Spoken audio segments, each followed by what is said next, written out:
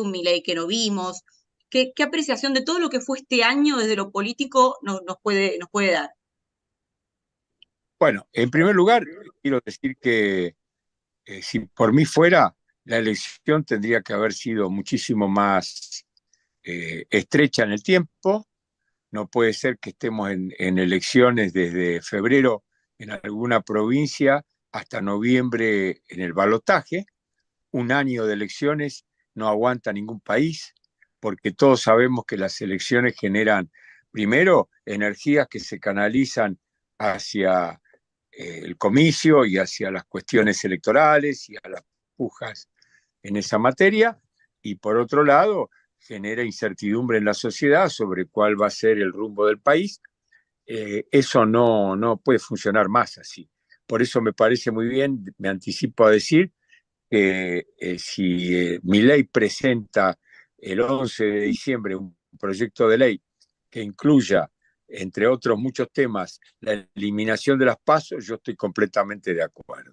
Las primarias abiertas obligatorias no han funcionado, no han servido, lo único que significan es mucha plata gastada, muchas energías que demanda esa compulsa electoral, no resuelve los problemas internos, y si cada partido tiene que dirimirlos, que los dirima en el seno del partido y no en una elección general obligatoria donde tiene que participar toda la población. En segundo lugar, estoy convencido de que hubo una iniciativa por parte de Patricia Bullrich desde el principio de plantear que había de parte de ella compromiso, coraje, decisión de ir hacia los cambios profundos que la Argentina necesitaba, menos deliberación, más ejecución de esos cambios. Lo dijo de una manera terminante y clara, y bueno, y eso la llevó a ganar la elección interna, pero después hubo un proceso difícil de intermedio entre la elección primaria y la general, donde seguramente se produjo un desperfilamiento de parte de Patricia. ¿Por qué? Porque ella tuvo que ir a buscar a los perdedores de la elección interna para abroquelarlos, para darle, digamos, más solidez a la propuesta de cara a las generales, y eso, sin duda alguna, significó que ella tuvo que bajar algunas de las consignas fuertes que había impulsado y había promovido y que la llevaron al triunfo, y finalmente eso lo llevó a la derrota. No quiero decir que hubo un error, simplemente hubo un estado de necesidad, y además hubo en ese momento también un proceso de desgaste que venía acumulado de las primarias, y que además ciertos medios y algunos comentarios que trascendieron y se generalizaron, señalaban que Juntos por el Cambio no estaba debidamente unido, no tenía coherencia, había alguna hibridez en su planteo, y aparecía Milei con una motosierra, con un discurso anticasta muy claro, bueno, que lo llevó al triunfo del balotaje. Bueno, eso ya está. Y se produjo, y lo que sucedió después es natural. Eso es lo que es más importante. La candidata derrotada, sin ningún rencor, sin ninguna vacilación, dijo, bueno, acá lo que ganó es el cambio. 30% Milei, 24% nosotros. Si nos juntamos, ganamos. ¿Y quién gana? El cambio, que la Argentina ha votado mayoritariamente. Y es aritmética pura. Nunca se vio esto quiero decirlo, nunca se vio tan clara la aritmética electoral, porque muchas veces se duda, se analiza, los politólogos hacen sus diálogos, sus conversaciones, pero esta vez está claro, 30 más 24, 54. ¿Cuánto sacó Milei? Casi 56. Es decir, más que holgada la victoria, pero además notablemente claro, que el 24% entero votó por el cambio con Patricia, se volcó con Milei. ¿Que había algunas diferencias? Sí, hay algunas diferencias. ¿Que había coincidencias? Sí, y muchísimas coincidencias. El grueso del planteo de Milei es coincidente con el grueso del planteo nuestro. Entonces Diputado, lo que hay que priorizar es diferencias no, y llevar adelante sí, sí, continúa.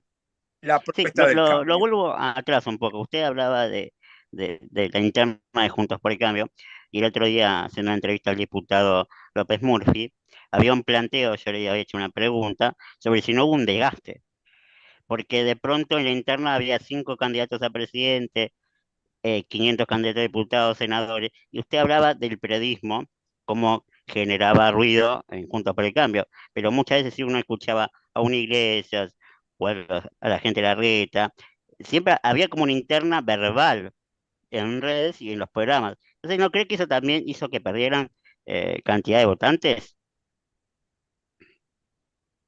Bueno, si se entendió que yo le reproché al periodismo lo que debo reprocharle al propio Juntos por el Cambio, entonces no me expliqué bien.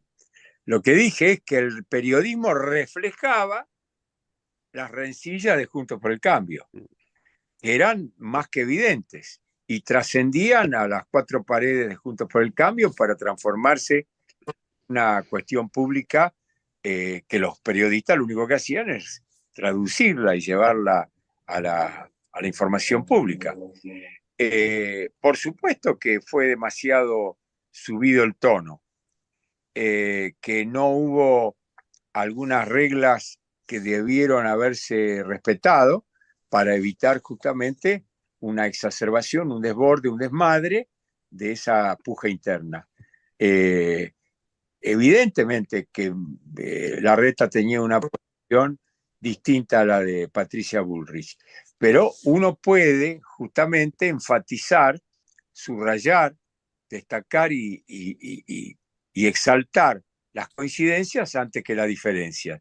Si yo tengo 40, 50, 60% de coincidencias en cuestiones de apertura de la economía, del papel de la actividad privada, de cómo combatir la inflación, de cómo dejar de emitir moneda, cómo mantener una seguridad jurídica que a partir de ella aliente la inversión, cómo generar empleo genuino, y todo eso coincidimos en términos generales con la reta. Sería bueno haber destacado eso en lugar de eh, profundizar las diferencias de ese 70% de acuerdo, donde se suponía entonces que se iba a desdibujar la decisión corajuda del cambio, porque si yo siento a la mesa a quienes son responsables de esta situación de pobreza, de decadencia, es difícil que ahí vayan a acordar un proyecto de prosperidad. Porque si yo llamo a la CGT, por ejemplo, porque creo que con la CGT voy a tener gobernabilidad, y la CGT me dice, ojo con tocar un solo derecho conquistado por los trabajadores. Entonces yo le digo a la CGT, pero mire que usted cada vez tiene menos derechos los trabajadores, porque los trabajadores primero para tener derechos tienen que trabajar. Cada vez hay menos trabajo, entonces no entiendo qué me está diciendo. Y nosotros seguimos, entonces no hay diálogo posible. Lo que hay que hacer es las reformas que hay que hacer y después convocar a los trabajadores actuales y futuros y decirles, mire, sus dirigentes no los representan. Y es evidente que no los representan porque cuando llega el momento de votar, la gente no vota por lo que le dice la CGT. Ahora, la CGT tiene un poder de fuego destructivo, pero carece absolutamente de un poder de construcción, porque para construir no está, parece que no está hecha. Lo único que está haciendo es, bueno, demostrando esta hipocresía, además de estos días. Durante 4 años se quedó callada y antes de que asuma Milei ya está anunciando movimientos, movilizaciones, planes de lucha, salir a la calle, unión con los piqueteros, es decir, todo el repertorio de lo que la CGT suele hacer cuando no tiene un gobierno del signo peronista. Además, otra cosa, está bien que los trabajadores tengan ideas políticas, pero la institución CGT tiene que ser aséptica políticamente, tiene que tener una posición representativa de los intereses de los trabajadores, pero no de los intereses partidarios de una agrupación política. Esto también hay que establecerlo en las modernizaciones legales que hay que practicar, no solamente para favorecer la creación de empleo, sino también para despolitizar o despartidizar, mejor dicho, a la CGT. Porque política siempre va a haber en la CGT, pero lo que no puede haber es partidismo. Bueno, pero volviendo al tema y sintetizando, la verdad es que se gastaron muchas energías, mal gastaron energías, la puja se sobretensionó, se sobredimensionó, se desbordó un poco, y todo eso dio la sensación de que Juntos por el Cambio no era congruente. Ahora, paradojalmente, después de las primarias, Patricia convoca prácticamente a todos los perdedores y se muestra congruencia, porque hasta anuncia que Larreta podría ser el jefe de gabinete de ella. Y sin embargo, eso no bastó para darle, digamos, la sensación a la gente de que había un sólido movimiento coalicionista de Juntos por el Cambio que estaba preparado para gobernar. Lo vio desgastado y vio más dinámica, más frescura, más novedad en Milei. Bueno, esa es la realidad. Pero por eso yo digo, la realidad no se puede combatirla. Hay que reconocerla, saberla leer y a partir de eso construir. ¿Qué estamos tratando de construir ahora? Bueno, el gobierno exitoso de Milei. Esa es la realidad. Hay que buscar y trabajar para un gobierno exitoso de Milei. Más Pero, allá de la diputado, le persona. hago una pregunta, le hago una consulta justamente en relación a lo que usted viene debatiendo, ¿no? A lo que viene comentando. ¿No siente que en realidad igual el desenlace de lo que fue Juntos por el Cambio en esta ruptura de distintas fuerzas, que una vez usted lo definió como juntos sí, pero amontonados no, no celebra en parte este desenlace donde se terminó depurando, bueno, el radicalismo va por acá y esto es lo que realmente persigue, el peronismo va por acá y esto es lo que realmente persigue, el PRO va por acá y esto es lo que realmente persigue? ¿No siente que en realidad en alguna medida algo positivo tuvo? Algo positivo tuvo el desenlace. La ruptura de A eso, Juntos por el Cambio, claro, bueno, por eso, el desenlace claro, rupturista, digamos.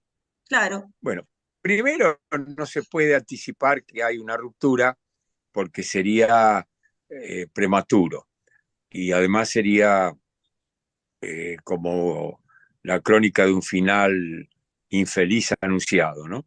Pero lo cierto es que el radicalismo, no mayoritariamente, quiero aclarar, sino los dirigentes fundamentalmente, tienen una idea socialdemócrata, es decir, son socialistas eh, con vestimenta radical, pero en el fondo tienen una idea de que el estatal es muy importante, de que la intervención de la administración pública, de las políticas públicas son fundamentales para traer equidad e igualdad, y en el fondo es esa posición socialista, moderada, con una idea democrática y con algún apego a algún ideal republicano. ¿En dónde coincidía con nosotros? Fundamentalmente en esto último, en el ideal republicano. Ahora, todo lo demás eran diferencias. Nosotros no creemos en que haya que crear más universidades públicas antes de promover las salas de 3 años para los chicos de todo el país, porque yo no entiendo cómo se puede pensar en más universidades cuando cada vez tenemos más ruinosa la educación primaria y sobre todo la secundaria. Y ni siquiera tenemos universalizada la sala de 3 años, cuando hay que justamente trabajar con el cerebro y la disciplina de los chicos, la disciplina social, la cultura que los va formando, y ahí no la tenemos. Entonces, ¿qué igualdad? ¿De qué igualdad estamos hablando? ¿De qué gratuidad de la educación superior estamos hablando con 45% de pobreza? ¿Qué persona pobre puede ir a estudiar en la universidad? Una excepcionalidad es, porque no tiene para trasladarse por el transporte público, por más subsidiado que esté, no tiene para su viático de todos los días, para atender su alimentación, no tiene para comprar un apunte, no tiene para tener una buena conexión a Internet, para poder acceder a todo el conocimiento que necesita ir estudiando. Entonces, la universidad gratuita es una ficción. Ahora, crean más universidades que son cajas, son reductos políticos. Eso también hay que decirlo. Y crean burocracia, esa burocracia que en esos reductos se va montando, después le da poder político a los intendentes, que cada uno quiere su universidad. Entonces no hay distrito del Gran Buenos Aires que no quiera una universidad. Después hay otra cosa. La Argentina tiene casi el 40% de su población concentrada en el AMBA. Un país de 4 millones de kilómetros cuadrados no puede tener el 40% de su población concentrada en 10.000 kilómetros cuadrados. 10.000 sobre 4 millones. Y está el 40% concentrado ahí. Y cuando creamos universidades en el Gran Buenos Aires, estamos agudizando la concentración en el área metropolitana. ¿Eso no se ve? Claro que se ve, pero no les importa, porque ellos hacen justamente la deformación de la Argentina original, la de la libertad, la que hizo grande la Constitución del 53, después del periodo de unificación muy duro, muy cruel que tuvo que tener la Argentina después de las guerras civiles con Rosas, pero unificación del país por fin, pacto de San Nicolás de por medio, constitución, libertad para los argentinos, convocatoria a trabajar, hicimos un país muy rico. Lo arruinamos cuando teníamos tanta riqueza, dijimos, no, basta de riqueza, ahora hay que distribuirla. Y nos olvidamos de que había que hacer, en todo caso, una mejor distribución, pero seguir construyendo más riqueza. Es decir, por 10 que distribuía, 20 tenía que crear más riqueza. ¿Por qué? Porque esa es la acumulación que te permite una perspectiva. Es lo que hace Noruega. Noruega era un país pescador, pobre, hace 40 años, descubre petróleo en el Mar del Norte y dice, momentito, esto nos va a dar un salto de prosperidad. Efectivamente así fue. Pero nosotros, una parte de esto, vamos a crear un fondo soberano para las contingencias y para el futuro. No se toca, es intangible ese fondo. Y ese fondo hoy tiene $1 billón, es decir, 999.999.000 millones de dólares. No sé si está claro. Nosotros estamos penando por 1.500 millones, ellos tienen 999.999, $1 billón. Y eso lo tienen porque son previsores. Y nosotros no podíamos distribuir todo sin ir sustituyendo lo que distribuíamos acrecentado, es decir, generando riqueza. Y después tenemos gente que tiene una deformación mental, son terraplanistas, como por ejemplo, estaba leyendo el directivo de ATE, Asociación de Trabajadores del Estado, el cachorro Godoy, que cuando le hablan de productividad, dice, no, productividad me asusta a mí, porque eso es explotación. Pero por favor, señor, aprenda lo que es productividad. Productividad es con el mismo tiempo, los mismos insumos y el mismo capital producir más. Es decir, mejorar el sistema productivo sin generar explotación a nadie. y al contrario, al generar mejor productividad, facilita que haya más empleos y mejor remunerados. Es decir, algo increíble. El atraso mental, la antigüedad de las ideas, si es que se puede llamar idea, de esta gente kirchnerista, es la que nos ha vuelto un país que está en el rango de 50, 70, cuando hace 100 años estaba en el rango 6, 7. Y esa diferencia no es en favor de los necesitados, porque los necesitados cada vez necesitan más. Entonces es increíble que no se lea bien la realidad.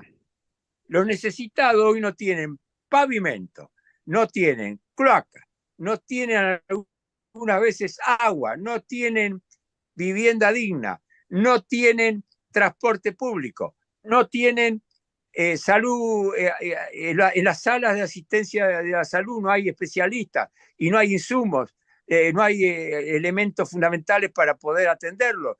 Por ahí hasta falta un termómetro o un tensiómetro.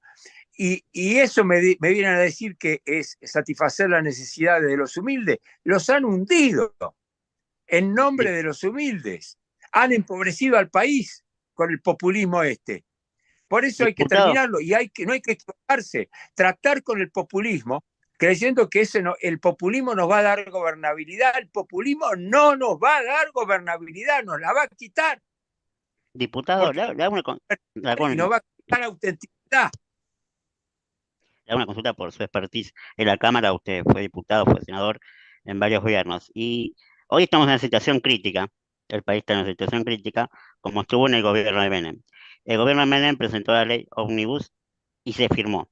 Se dio, entre comillas, un cheque blanco. Y después salieron otras leyes que nos perjudicaron. ¿Cree que a partir del 11, los diputados, y ahora que está mucho más fragmentado, por esa época era bipartidismo, todo el peronismo y el radicalismo, por ahí un poco el socialismo, hoy hay, no sé, no quiero tener un número, pero debe haber 10 partidos mínimos o 12 en la Cámara. ¿Usted cree que le van a dar ese cheque en blanco a Milei o se va a trabajar un poco más en la ley? Yo creo que no se trata de un cheque en blanco, sino que se trata de recoger, leer con claridad el mandato de la gente y se le va a aprobar la ley Omnibus. Y a diferencia de Menem, que a la postre el saldo no fue bueno porque hubo mucha desocupación, mucha corrupción y además, finalmente, con esa búsqueda de la reelección, terminó forzando la paridad 1-1 más allá de los límites razonables. Pero tuvo Y letra chica, eso por eso le digo cayó que se le dio un cheque en blanco, diputado. Había letra chica que no se trabajó. Por eso hablo del trabajo, si ahora va a haber un trabajo más profundo de parte no, no, de la no, no, Cámara. no, bien, no. Yo entiendo lo que usted me dice de la letra chica, pero no vamos a hablar de la letra chica, porque en realidad la letra chica puede haber alguna delegación de facultades en el Ejecutivo que la han tenido todas las leyes que se le han dado a todos los gobiernos, no solo a Menem, y se le ha dado a Kirchner también, y se le ha dado a Dualde, y se le dio a Alfonsín, porque el Poder Ejecutivo siempre busca agilizar la gestión ejecutiva y de facultades que le son propias. Pero más allá de eso, lo que yo quiero decir, que acá hay que marcar una diferencia. La ley ómnibus que habrá que aprobarle y se le va a aprobar a Milei, cuando los viejos políticos me decían que las ideas son muy importantes, pero el meridiano de la política pasa por las personas. Es decir, la diferencia de una persona a otra, aún sosteniendo la misma idea, es clave para dirimir cuál va a ser el resultado. Si yo tengo una persona como Menem, que era muy vivo, políticamente muy hábil, pero era frívolo, y yo tengo una persona como Milei, que es muy vivo, es mucho más hábil de lo que algunos suponían, pero además tiene principios y tiene mucho estudio, y no es frívolo, entonces ahí tengo una diferencia que la quiero marcar a favor de Milei. Ojalá que todos sus conocimientos, todos sus estudios, toda su intelectualidad la ponga plenamente al servicio de una política que ahí sí tiene que ser práctica. Pero si yo tengo buena teoría, buena capacidad intelectiva y después tengo ejecución inteligente y lo llevo a la práctica bien, bueno, tengo cartón lleno. Si yo tengo frivolidad, delego después en caballo, que me mantenga el 1-1 y me dedico a andar en la Ferrari. Yo en esto soy implacable, conviene. En la Ferrari a 220 kilómetros, violando todas las normas de tránsito, yendo a Pinamar a 220 kilómetros en la Ferrari, y baja con aire triunfador que violó todas las leyes, que anduvo en Ferrari y que fue, que sea, el campeón de la ruta. Bueno, eso no es un buen ejemplo, porque la transformación argentina también tiene que ver con los valores. Y los valores no son solamente los materiales. Y eso, le digo, saldo del debate. Un hombre sincero versus un hombre mentiroso. Y creo que la gente captó esa diferencia. El sincero no era ducho, el mentiroso era habilísimo. Pero la gente dijo, no, yo con el mentiroso hábil no me conformo, yo prefiero el inexperto, pero sincero. Ahora, el inexperto sincero tiene que cada vez tener más expertise, mejor rodeado, no equivocarse y no desperfilarse y llevar adelante el cambio dentro de lo posible y no a tontas y locas, por supuesto, porque no se puede hacer nada en la vida de esa manera grosera. En una palabra, lo que siempre se dice, ¿hay que emplear el cuchillo? Perfecto, pero ¿qué cuchillo? ¿El del carnicero o el bisturí del cirujano? Bueno, hay que emplear el bisturí del cirujano. Por ejemplo, para recortar la burocracia, las adiposidades del Estado, para que el Estado nos sirva a nosotros en lugar de que nosotros seamos esclavos del Estado. Bueno, todo lo que hay que hacer, que todo el mundo lo sabe y que hay mucha gente que tiene esperanza de que se va a hacer y hay otra mucha gente que dice esto no lo arregla nadie. Y yo quiero trabajar sobre la gente que dice con pesimismo esto no lo arregla nadie, porque si logramos convencer a la gente con hechos de que esto lo podemos arreglar, esto se arregla. Pero Diputado, le hago una consulta justamente en relación a eso, perdón que le interrumpa. No, por Usted favor. vio que hace poquito, bueno, ya se anunció el tema de que fue designado para defensa Luis Petri, ¿verdad? Y usted preside la Comisión de Defensa en Diputados y además es un académico del tema de la defensa nacional. Le consulto, ¿qué diría usted que sería el tema o los temas más urgentes que Petri debería tener en la mira? Bueno, yo no soy quien para decirle al ministro designado qué es lo que tiene que tener en la mira. Yo, personalmente,